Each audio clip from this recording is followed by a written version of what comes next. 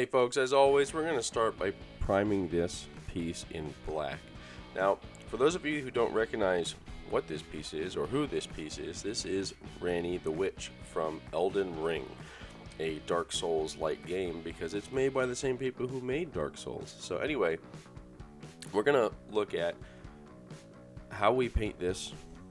As I've shown you guys in all my other videos, I like to start priming in black. There's not a lot of super light colors in this model, so we are going to stick with the black prime. Now, I've been using Chaos Black, and it's been coming out really nice. This is a rattle can paint from Citadel. A little bit more on the expensive side, but it goes down nice and easy and gives us a great backdrop for the rest of our techniques. Now, what you can see I'm doing here for this stone base, because she's like up in a tower in the game when you go to find her, is I'm dry brushing on, as you've seen in my other videos, some gray colors. Now this color here I start with is called Basalt Gray. This is a Dio dry brush color from Ammo by MIG, and what we're doing is just dry brushing over the entire thing. And what dry brushing does is it only catches the raised details. So whenever you have a base that's mostly like stone or concrete, this is a great technique to give you visual contrast and bring out those details that the sculptors put into it. And here you can see my little recipe: basalt gray, medium gray, and then I use deck tan for the highlights.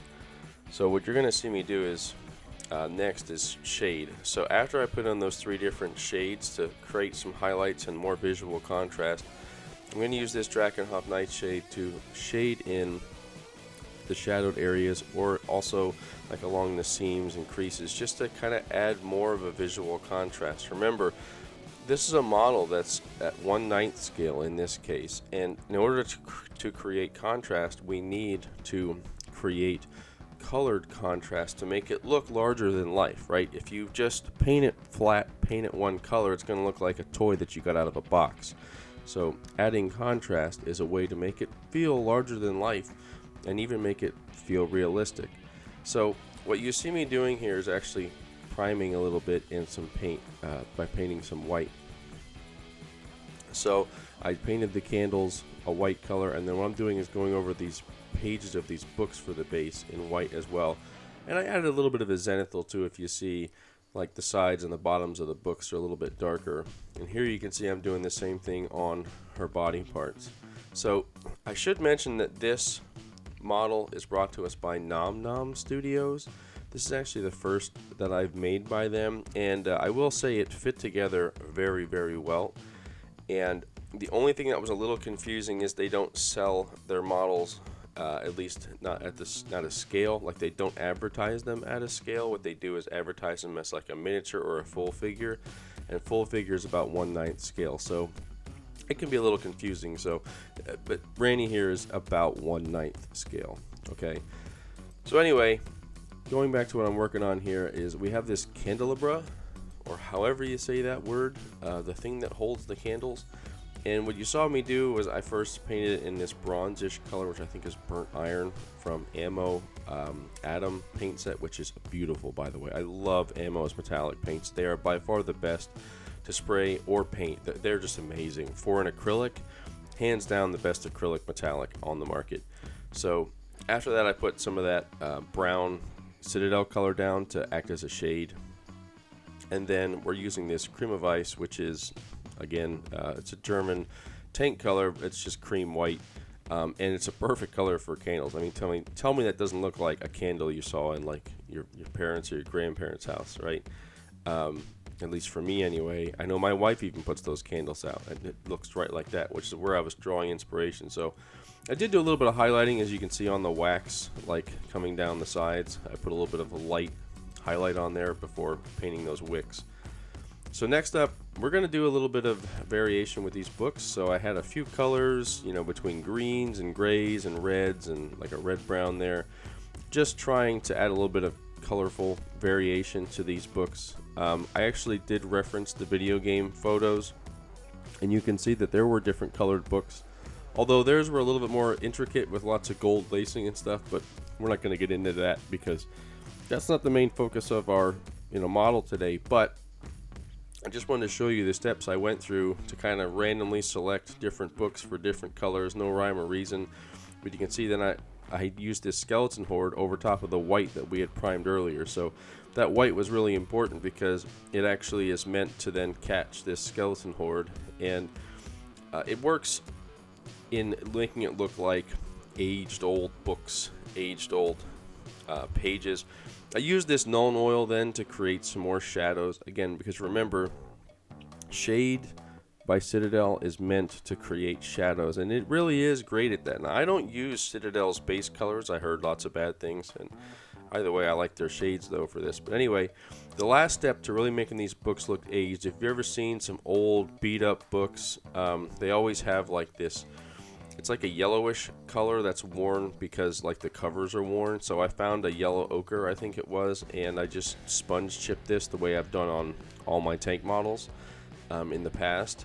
Just sponge chipped them to make them look like they're all worn and beat up. And if you want to learn more about that technique, I'll leave links in the description for you. You can learn a lot about weathering techniques from my tank modeling days, which aren't over. I just need to get back to it now. And this is the reason why I'm not building tank models, because I have my own website where you can check out hundreds of models that I can paint for you. If you're interested, if you're a collector, check out my website. I will paint just about any model you can think of, anything you can find. And if you can't find it on my website, just send me a note and I will see if it exists somewhere, or if not, I can look at maybe having someone make it for you. I also do offer unpainted kits if you're just looking to have me print out a kit for you and send it your way. And don't forget to use code STORMYT2024 at checkout to take 10% off your order. Now, as I was saying, yeah, tanks aren't done forever. They're just done right for now because I've been taking in so many orders. I need to keep up with the demand. So just a humongous thank you to everyone out there who's checked out my website so far. It's incredible how much it's grown. So again, back to Ranni here. So we got the base out of the way. Now we're going to focus on our main character. I like to build things this way because as you're painting things, as you know, it's hard to like just set your painted pieces down just anywhere. So it's nice to be able to use the base to kind of build up your character as you go along.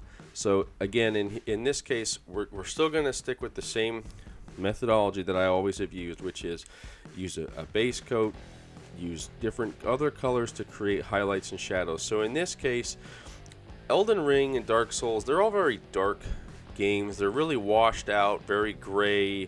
So there's not usually a lot of color involved in the games. So in this case, Ranni is pretty much just like a flat gray. So I'm like, well, that's just boring.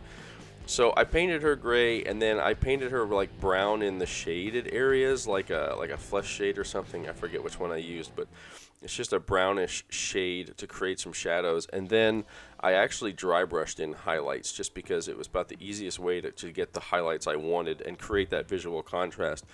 Now she has this like fur cloak thing, and I really, again, it's when you look at any photos of Ranni, she's pretty much mostly gray except for a little bit of blue. So I'm trying to kind of create some contrast, create some kind of color to make this thing, you know, not look like just a gray toy, in which she pretty much looks, again, flat gray in the video game. So with this cloak, I did the same thing with the browns, and then I actually came back in with the Drakenhof Nightshade like I used on the base to create like a bluish shade, just to create a little bit of shading and almost make it look like fur, you know, with the browns and the grays and the dark grays, just trying to add a little bit of volume with the fur. And then to really make it pop, I went over the whole thing with some medium gray dry brushing, again, just to make it seem like the fur on the outside is bright and the fur underneath is kind of, you know, shadowed. Again, it's, you know, this would be a good technique if you're working on like wolf's fur or any kind of big furry gray animal, or I mean,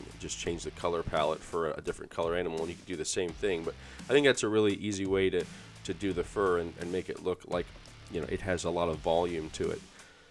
Moving on to her hat, I'd use the same techniques as her cloak, but in this case, obviously, I wanted to do something around the edges. I wanted to just add a little bit more into these folds. As you can see, they're already pretty dark, but I'm just using the same techniques. I think it was Null oil there again in the folds.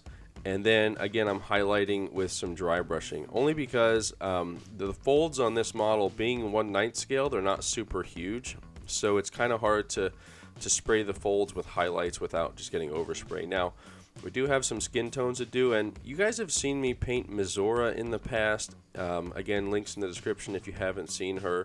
But I used this same cold flesh that I'm showing you now. Now, the only difference was with Mizora, I started with a purple base, and I decided with Ranni here to do a blue base, because blue really is the only other color, as I mentioned in the game, that you ever see on her. So I figured let's just stick with the blues. So I painted blue in the shadow, this cold flesh over top of her main areas that are like highlighted, and then I used like a pale flesh over top of that. Now for this rope part, you saw I dry brushed on like a wood tone color. It's like a tan color, and then I'm going over with German brown for German dark yellow, which is a very common color I've used on my German tanks again. But it's a really nice way to actually make things look like woodish or ropish, if you will, and add contrast at the same time. So the next thing I wanted to do is Ranni has all these like breaks in her skin, and I needed to make a purple wash. So I used these three colors that you just saw from Uptiling Oils, which now these are oils, but you can make your own wash out of oils and mineral spirits, because you essentially water down, or in this case use mineral spirits to quote unquote water down the oils, and then you can also add like fast dry thinner if you're worried that it's not going to dry fast enough. There's a fast dry thinner that Uptiling makes, and all you do is you just pop this wash into all those little recesses and cracks in her skin, and that's how you can create contrast. Now someone might say, well, hey, why is it purple and not gray? Well, again, I'm trying to add a little bit of color and not just have this be the 50 Shades of Grey thing, because first of all, that's weird. They don't go together at all. Like, it's Dark Souls and 50, they're just totally opposite genres. I mean, anyway, moving on from that weird thought, I wanted to make this a little bit more colorful, and as you can see, I think it did a pretty good job of not, blowing out the colors too much, right? We're not just making it too colorful and making it too crazy away from the game, but I think it did a good job. Now, this ring, you can see the trick with making these rings look like they're real gems is just to paint them silver first, and then use some kind of translucent paint. Like there, I used that shade from Citadel to paint over where the gem would be, and because it's a translucent paint with silver backing, it looks like a gemstone, almost like it's translucent. Now, she's holding this book, and I actually looked up reference photos from the game of the different runes and stuff that they would use in their little language or whatever. So I decided to write a little bit here, and I did leave a little bit of a hidden message for you. See if you can point it out and let me know what it is in the comments. I think I made it pretty obvious what my message is, but anyway, I wanted to add that little bit of a detail in there just so she didn't have an open book that was just blank, because well, that would look weird. I mean, why would she be reading a blank book? I don't know, but either way, it's not blank anymore. So here you can see what it looks like on the base, and we still have a little bit of detail painting to do yet. So along the edges of this cloak, she has like this brownish fur, if you will. It's like the only thing that kind of is darker than the rest of her everything gray body that I had seen, and don't mind my head getting in the way. This is just how I detail paint. So you can see I have all the white straps. Well, they're painted white to start, but I'm going to go back over them with Skeleton Horde, because essentially they're like dirty straps. I don't know, like dirty hair bands. I don't know. Again, the character is pretty much all gray, so we got to take a little bit of creative liberty here to make our character look a little bit more interesting. And I think the white turns to a nice dirty brown if my camera wants to focus for us in this shot. But you can see how that all comes together. Now, we still have her hair to do and some more details, but we're getting close to finishing up here. So what I'm doing is dry brushing her hair. So again, she has gray hair. I know, big shocker, another gray piece on this character.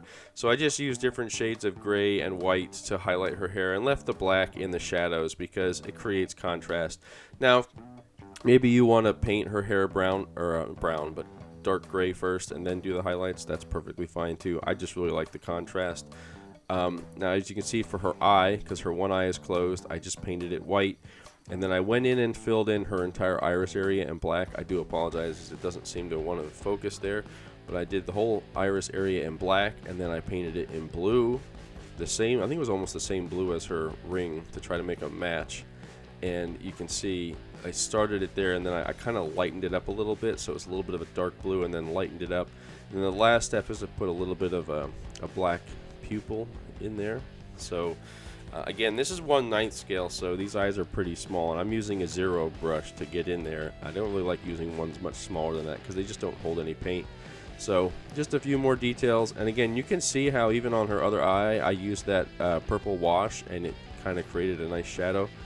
So next up is her hat, and I'm going to show you, like, this is the glowing part of this character, so I'm going to show you how I made her glow a little bit. So I don't use LEDs in any of these things, so I found a way that I think works even better, and that's this fluorescent paint that you see me spraying on. So I dry brushed this hat, and then I painted it out of an airbrush with fluorescent blue from AK, and then I wasn't really happy with how it turned out, so I decided to try this stuff that literally came in the week I was working on this. I had another friend that had mentioned this stuff, and he hadn't tried it, but had just stumbled across it, and I was like, well, I'll give it a try. And it's actually an enamel wash that AK makes that has fluorescent pigment in it. So I didn't want to like make the entire hat glow. I kind of wanted to show it, you know, glowing over the white gems, if you will. So it looks like it's glowing whether this light's on or not. But you can see how the LED literally makes it glow, and you can see it specifically glowing mostly around the edges of those stones or whatever that is. And that's what I really wanted the effect to be. And then the last step here was for me to take the same fluorescent paint and spray it down from above and create an object source lighting effect. In other words, the glowing from the hat is actually projecting down onto her body. And that's where the gray and the highlights really help, because they actually catch the blue. You can see it there on her arm and on her cloak. And then when we put her hat on in place, we have a finished model.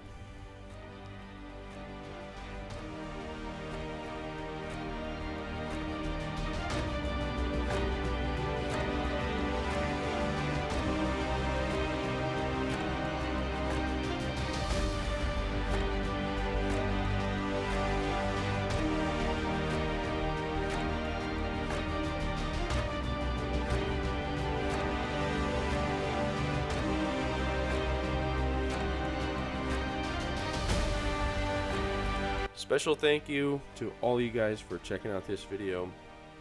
If you want more content like this, please check out my Patreon, and also check out my other videos. My Patreon is like a daily vlog, so I actually take video from my workbench, give you guys some insight as to what I'm thinking, what I'm working on every single day. So if that's something you're interested in, definitely go check it out. And a special thank you to my current patrons for supporting my work and giving me some great feedback on all the vlogs that I'm putting up. And lastly, again, if you are a collector, or maybe you're just an artist who doesn't have access to a printer, please check out my website, relentlessstormmodels.com. Use code STORMYT2024 at checkout to take 10% off your order. And again, check out what I have to offer there, and I'd really appreciate it. If you need anything that you can't find, please reach out to me. I'd appreciate it. Thank you so much.